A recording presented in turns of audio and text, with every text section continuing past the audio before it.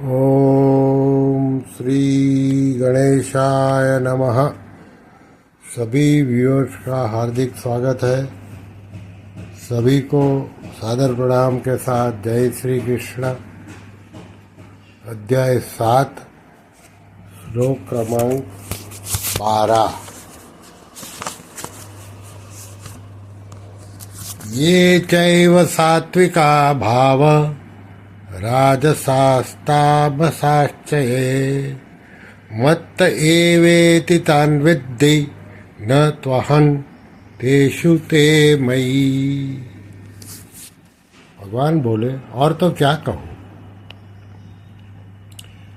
जितने भी सात्विक भाव है और जितने भी राजस तथा तामस भाव है, ये सब मुझसे ही होते हैं, ऐसा उनको समझो। परंतु मैं उनमें और वे मुझ में नहीं हैं। इसकी व्याख्या साधक संजीवनी में परम श्रद्धेय स्वामी राम सुखदास जी ने इस प्रकार की है। ये चैव सात्विका भावा राजसास्तमाश्च। ये जो सात्विक, राजस और तामस भाव, जो कि गुण, पदार्थ और क्रिया है, वे भी मेरे से ही उत्पन्न होते हैं। इसका तात्पर्य यह हुआ कि सृष्टि मात्र में जो कुछ हो रहा है, मूल में सबका आश्रय, आधार और प्रकाशक भगवान ही है। अर्थात सब भगवान से ही सत्ता स्फूर्ति पाते हैं। सात्विक, राजस और तामस भाव भगवान से ही होते हैं, इसलिए इनमें जो कुछ विलक्षणता दिखती है वह सब भगवान की ही है। अतः मनुष्य की दृष्टि भगवान की तरफ हो जानी चाहिए, सात्विक आदि भावों की तरफ नहीं। यदि उसकी दृष्टि भगवान की तरफ जाएगी तो वह मुक्त हो जाएगा, और यदि उसकी दृष्टि सात्विक आदि भावों की तरफ जाएगी तो वो बंध जाएगा।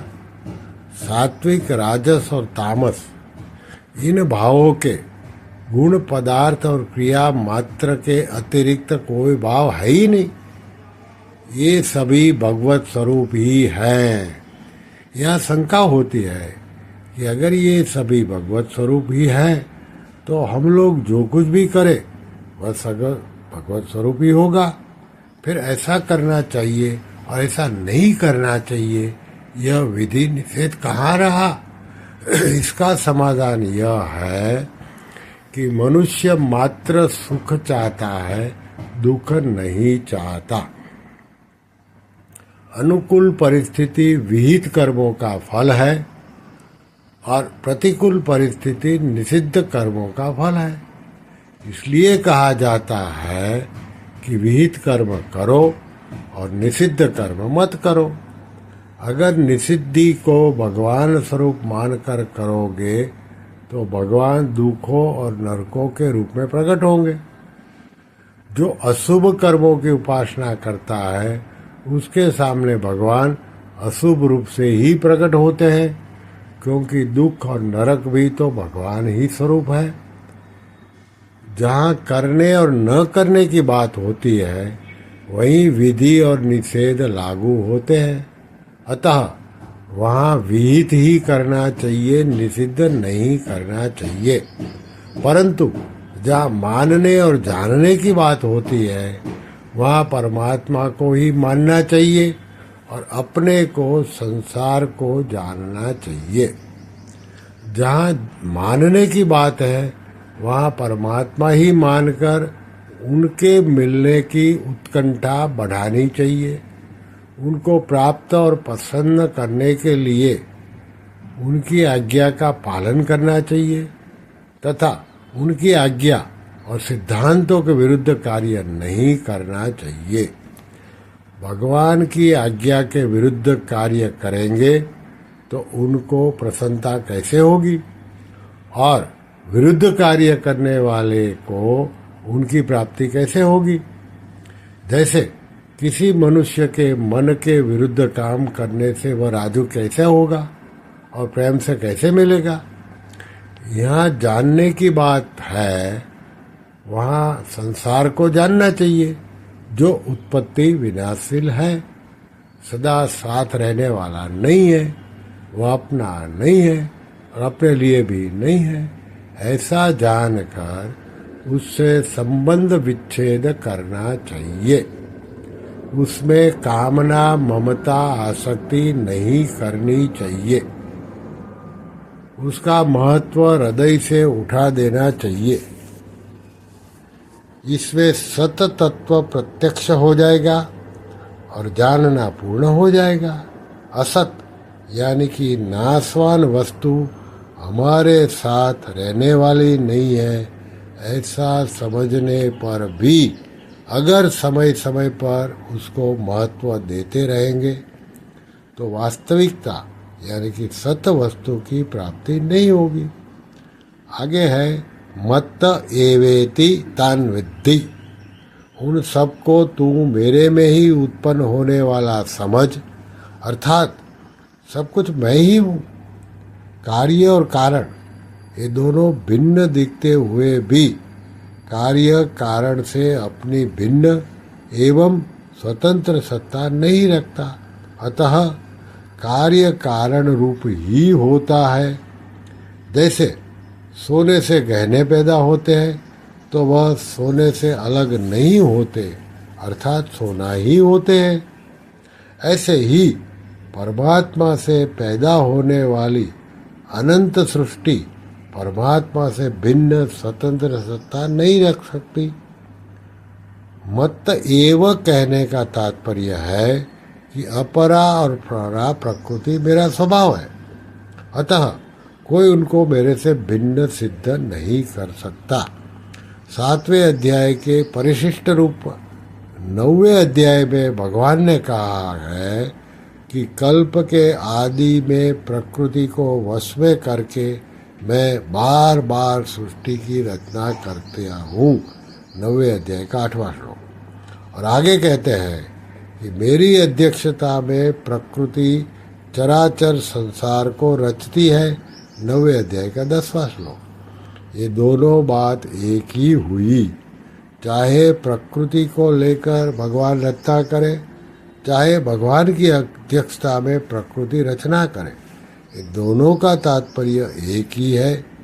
भगवान रचना करते हैं तो प्रकृति को लेकर ही करते हैं, तो मुख्यता भगवान की ही हुई, और प्रकृति भगवान की अध्यक्षता में रचना करती है तो भी मुख्यता भगवान की ही रही। इसी बात को यहाँ कहा है कि मैं संपूर्ण जगत का प्रभाव और प्रलय हूँ। 7वें अध्याय का 6वां श्लोक। और इसका उपसंहार करते हुए कहते हैं कि सात्विक, राजस और तामस ये भाव मेरे से ही होते हैं। भगवान ने विज्ञान सहित ज्ञान कहने की प्रतिज्ञा करके जानने वाले की दुर्लभता बताते हुए जो प्रकरण आरंभ किया उसमें अपरा और परा प्रकृति का कथन किया। अपरा और परा प्रकृतियों को संपूर्ण प्राणियों का कारण बताया, क्योंकि इनके संयोग से ही संपूर्ण प्राणी पैदा होते हैं। फिर अपने को इन अपरा और परा का कारण बताया। 7वें अध्याय के 7वें श्लोक में कहा मत्तः परतरम नान्यतः। यही बात विभूतियों के वर्णन का उपसंहार करते हुए यहाँ कही है कि सात्विक, राजस और तामस भावों को मेरे में ही होने वाला जान। फिर है न तो हम तेषु ते मयि, मैं उनमें नहीं हूँ और वे मेरे में नहीं हैं। तात्पर्य है कि उन गुणों की मेरे सिवाय कोई स्वतंत्र सत्ता नहीं है, अर्थात मैं ही मैं हूँ, मेरे सिवाय और कुछ है ही नहीं। ये सात्विक, राजस और तामस जितने भी प्राकृत पदार्थ और क्रियाएं हैं वे सब के सब उत्पन्न और नष्ट होते हैं, परंतु मैं उत्पन्न भी नहीं होता और नष्ट भी नहीं होता। अगर मैं उनमें होता तो उनका नाश होने पर मेरा भी नाश होता, परंतु मेरा कभी नाश नहीं होता, इसलिए मैं उनमें नहीं हूँ। अगर वे मेरे में होते तो मैं जैसा अविनाशी हूँ वैसे वे भी अविनाशी होते, परंतु वे तो नष्ट होते हैं और मैं रहता हूँ, इसलिए वह मेरे में नहीं है। जैसे बीज ही वृक्ष, शाखाएं, पत्ते, फूल आदि के रूप में होता है, परंतु वृक्ष, शाखाएं, पत्ते आदि में बीज को खोजेंगे तो उनमें बीज नहीं मिलेगा, कारण कि बीज उनमें तत्व रूप से विद्यमान रहता है। ऐसे ही सात्विक, राजस और तामस भाव मेरे से ही होते हैं, परंतु उन भावों में मेरे को खोजेंगे तो उनमें मैं नहीं मिलूंगा। गीता के 7वें अध्याय का 13वां श्लोक। कारण कि मैं उनमें मूल रूप से और तत्व रूप से विद्यमान हूँ, अतः मैं उनमें और वे मेरे में नहीं है, अर्थात सब कुछ मैं ही मैं हूँ। जैसे बादल आकाश से ही उत्पन्न होते हैं, आकाश में ही रहते हैं और आकाश में ही लीन होते हैं, परंतु आकाश ज्यों का त्यों निर्विकार रहते हैं। न आकाश में बादल रहते हैं और न बादल में आकाश रहता है। ऐसे ही 8वें श्लोक से लेकर यहाँ तक जितनी 17 विभूतियाँ बताई गई हैं वे सब मेरे से ही उत्पन्न होती है, मेरे में ही रहती है और मेरे में ही लीन हो जाती है, परंतु वे मेरे में नहीं हैं और मैं उनमें नहीं हूँ। मेरे सिवाय उनकी स्वतंत्र सत्ता नहीं है। इस दृष्टि से सब कुछ मैं ही हूँ। तात्पर्य यह हुआ कि भगवान के सिवाय जितने सात्विक, राजस और तामस भाव अर्थात प्राकृत पदार्थ और क्रियाएं दिखाई देती है, उनकी सत्ता मानकर और उनको महत्ता देकर ये मनुष्य उनमें फंस रहे हैं। अतः भगवान उन मनुष्यों का लक्ष्य इधर कराते हैं कि इन सब पदार्थों और क्रियाओं में सत्ता और महत्ता मेरी ही है। श्री कृष्ण शरणं मम, श्री कृष्ण शरणं मम, श्री कृष्ण शरणं मम। ओम श्री कृष्णार्पणमस्तु।